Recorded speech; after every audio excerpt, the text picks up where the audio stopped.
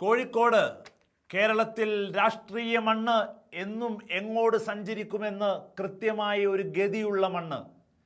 ബേപ്പൂരും അൻവറും പേരാമ്പ്രയിൽ ടി.പിയും തഹ്ലിയയും എത്രയെത്ര മണ്ഡലങ്ങളാണ് ഇത്തവണ രാഷ്ട്രീയ കേരളത്തിൽ വലിയ ചർച്ചയായത്. നിലവിൽ കോഴിക്കോട് 11-2 3 സീറ്റുകളിൽ 11 ഇടത് കോട്ടയായി തുടർന്നു. 2021 നിയമസഭാ തെരഞ്ഞെടുപ്പിന്റെ ഫലം വന്നപ്പോൾ 2 വലതോരം ചേർന്ന് നിന്നത്.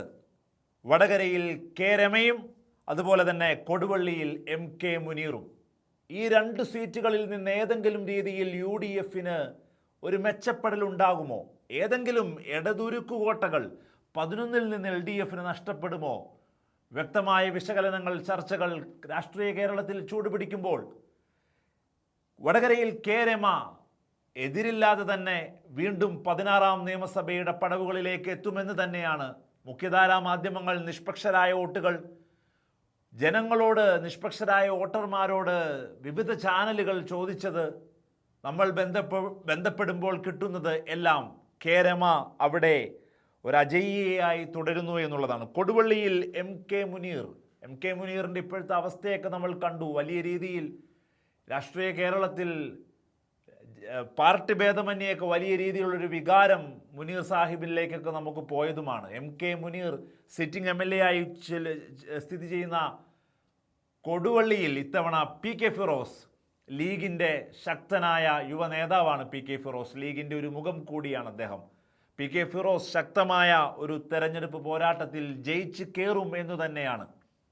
കോഴിക്കോട് കൊടുവള്ളിയും വടകരയും വലതോരം ചേർന്ന് തുടരുമെന്നതിൽ ഒരു സംശയവുമില്ല. നാദാപുരം CPIയുടെ സിറ്റിംഗ് സീറ്റാണ്. നാദാപുരത്ത് ഒരു ചലനവും ഉണ്ടാകുന്നില്ല. നാദാപുരം അങ്ങനെ തുടരുന്നു ഇടതോരം ചേർന്ന്. കൊയിലാണ്ടിയിൽ കാനത്തിൽ ജമീലയുടെ അപ്രതീക്ഷിത വിടവാങ്ങലായിരുന്നു. രാഷ്ട്രീയ കേരളം തരിച്ചുപോയ ഒരു മരണമായിരുന്നു അവരുടേത്. അതിനുശേഷം K ദാസൻ CPIM സ്ഥാനാർത്ഥിയായി വരുന്നു. മണ്ഡലത്തിൻ്റെ രാഷ്ട്രീയ ചരിത്രം മാത്രമല്ല, കാനത്തിൽ ജമീലയോടുള്ള ഒരു തരംഗം കൂടിയാകുമ്പോൾ ഒരുപക്ഷെ കോഴിക്കോട് മണ്ഡലത്തിൽ ഏറ്റവും കൂടുതൽ ഭൂരിപക്ഷം പോലും കടന്നു പോയേക്കാവുന്ന ഒരു മണ്ഡലം കൂടിയായി മാറുന്നു കൊയിലാണ്ടി എന്നുള്ളതാണ്. കാനത്തിൽ ജമീലയ്ക്ക് ശേഷം K ദാസൻ CPIMൻ്റെ സ്ഥാനാർത്ഥിയാണ്. 16ാം നിയമസഭയിൽ ശക്തനായ ഒരു MLA ആയി ഉണ്ടാകുമെന്ന കാര്യത്തിൽ ഒരു സംശയമില്ല. പേരാമ്പ്ര ഏതെല്ലാം തരത്തിലുള്ള വിവാദങ്ങളിലേക്കാണ് കടന്നുപോയതെന്നുള്ളതാണ്. കൗമിലെ കുട്ടി എന്ന് പറഞ്ഞ് ഫാത്തിമ തഹ്ലിയ, പേരാമ്പ്രയിൽ LDF കൺവീനർ മത്സരിക്കുന്ന പേരാമ്പ്ര TP രാമകൃഷ്ണൻ, ആരെല്ലാം എന്തെല്ലാം വസ്തുതകൾ ഇവിടെ കെട്ടിച്ചമച്ചാലും LDF കൺവീനർ മത്സരിക്കുന്ന പേരാമ്പ്ര ഇടത് ഉരുക്കു കോട്ടയായി തുടരുമെന്ന് ഇടത് ഹാൻഡിലുകൾ മുഴുവൻ പറയുന്നു. ശക്തമായ പോരാട്ടമാണ് എന്നുള്ള കാര്യത്തിൽ ഒരു സംശയവും വേണ്ട. പക്ഷേ പാർട്ടി വോട്ടുകൾ എങ്ങോട്ടും ചലിക്കില്ല. മാത്രവുമല്ല, പാർട്ടി മിഷനറി ശക്തമായി കഴിഞ്ഞ കാലങ്ങളിൽ നിന്ന് ഏറ്റവും മികച്ച ഒരു പ്രവർത്തനവും നടത്തി എന്നുകൂടിയാണ് പേരാമ്പ്ര മണ്ഡലം റിപ്പോർട്ട് ചെയ്യുന്നത് എന്നുള്ളതാണ്. അതുകൊണ്ട് തന്നെ പാർട്ടിക്ക് അകത്ത് ഒരു സംശയമില്ല, ഒരു ആൻസൈറ്റി ഇല്ല പേരാമ്പ്രയിൽ എന്നുള്ളതാണ്. ഫാത്തിമ തഹ്ലിയ ഒരു സോഷ്യൽ മീഡിയ ക്യാമ്പയിനറായി അല്ലെങ്കിൽ ഒരു ഓൺലൈൻ മീഡിയ തരംഗമായി അവസാനിക്കുമെന്നുള്ളതാണ് അവസാന കൂട്ടിക്കിഴിക്കലുകൾക്ക് ശേഷം ഇപ്പോൾ പുറത്തു വരുന്നത്. നിങ്ങൾ നോക്കൂ, ഇലക്ഷൻ കഴിഞ്ഞ സമയത്ത് ടൈറ്റ് എന്ന് പറഞ്ഞെടുത്തു നിന്ന് എത്ര മാധ്യമങ്ങളാണ് പേരാമ്പ്ര ഇടതോരം ചേരുമെന്ന് പറയുന്നത് എന്നുള്ളതാണ്. അത് കൂട്ടിക്കിഴിക്കലുകൾ കൃത്യമായി കഴിയുമ്പോൾ പാർട്ടി വോട്ടുകൾ കൃത്യമായി പാർക്ക് ചെയ്യപ്പെട്ടിരിക്കുന്നു എന്നുള്ളതാണ്. പേരാമ്പ്രയുടെ TP എന്ന ക്യാപ്ഷൻ അന്വർത്ഥമാക്കിക്കൊണ്ട് TP രാമകൃഷ്ണൻ നിയമസഭയിൽ എത്തും എന്ന് തന്നെയാണ് പറയുന്നത്. കഴിഞ്ഞ വർഷം ബാലുശ്ശേരിയിൽ നിന്ന് സച്ചിൻ ദേവ് ധർമ്മജൻ ബോൾഗാട്ടിയെ പരാജയപ്പെടുത്തി മൃഗീയ ഭൂരിപക്ഷത്തിലാണ് വന്നത്. ഇത്തവണയും VT സൂരജാണ് സ്ഥാനാർത്ഥി. ശക്തമായ പ്രകടനം ഉണ്ടാവും, ശക്തമായൊരു മികച്ച പ്രകടനം ആ കാര്യത്തിൽ VT സൂരജിൽ നിന്നുണ്ടാകുമെന്ന് പറഞ്ഞെങ്കിലും ഏതാണ് മണ്ഡലം? ഇടതിൻ്റെ രാഷ്ട്രീയ മണ്ണാണത്, ഇടതിൻ്റെ രാഷ്ട്രീയ ചരിത്രമുറങ്ങുന്ന മണ്ണാണത്.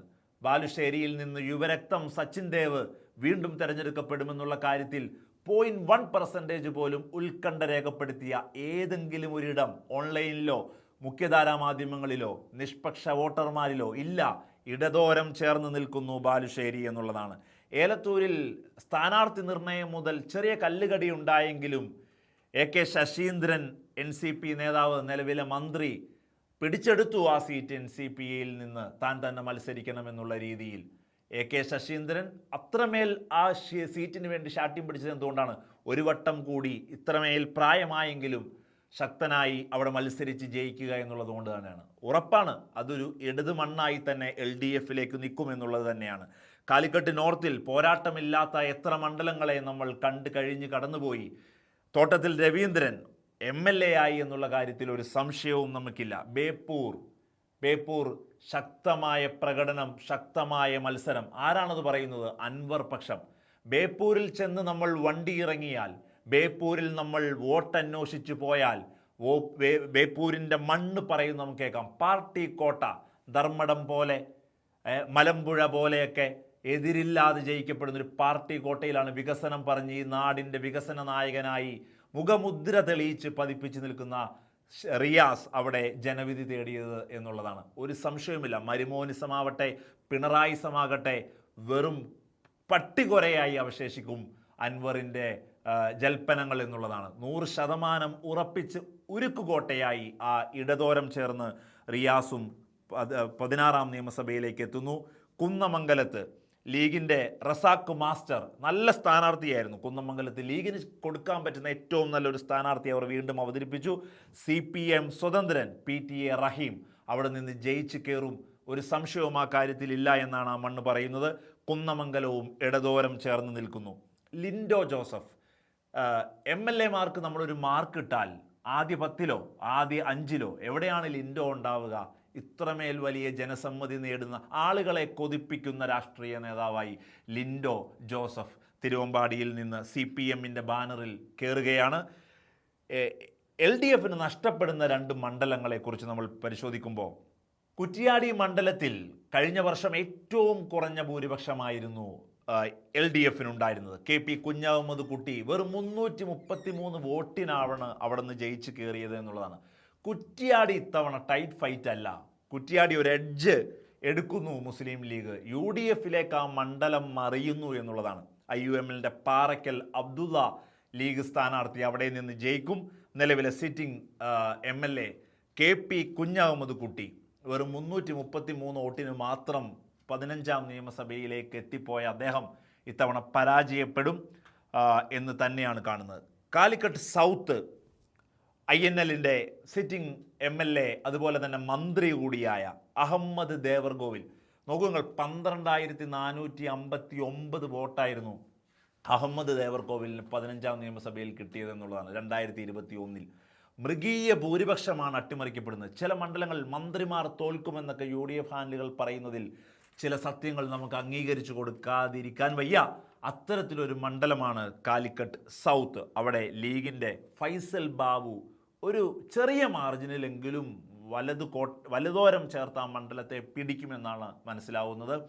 INLൻ്റെ അഹമ്മദ് ദേവർകോവിൽ എന്ന മന്ത്രി കാലിക്കട്ട് സൗത്തിൽ തോക്കുന്നു.